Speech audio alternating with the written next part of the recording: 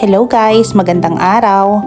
Umulan kahapon kaya dito na lang ako nagsampay sa loob ng kwarto namin.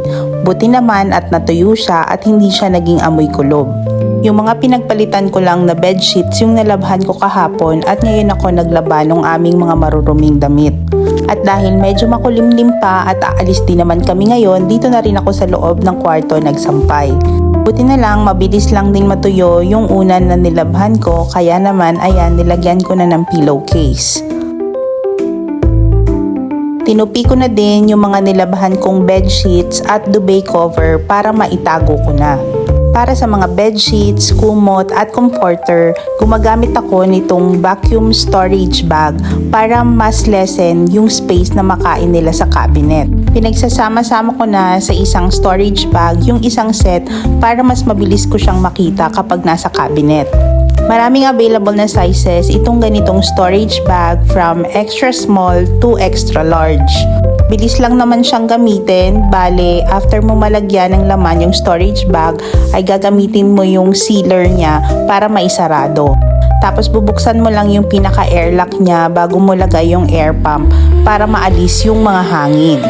Pag sa tingin mo ay okay na, pihitin mo na ulit yung airlock para masarado na siya at ayan, properly sealed at ready na para i-store ulit yung mga bedsheets.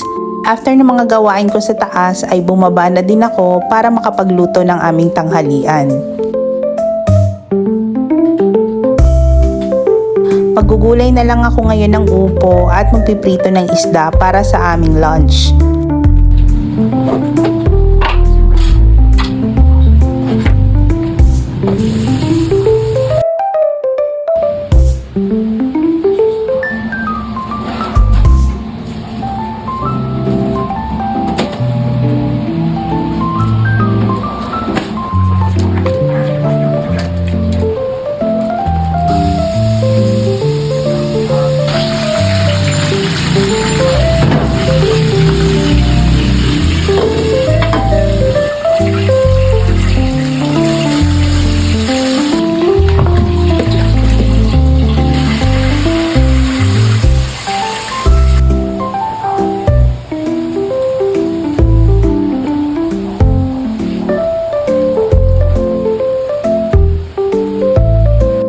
After ko magluto ay naghahain na din ako para makakain na kami ni Boss Andy. As 5 PM ay umalis kami ng bahay para pumunta dito sa bahay ng kapatid ko dahil susunduin ko tong isang kapatid ko para iuwi doon sa Ulango.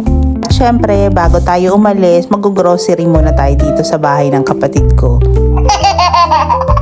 Oh, 'di ba? Parehas kaming goal mag-asawa.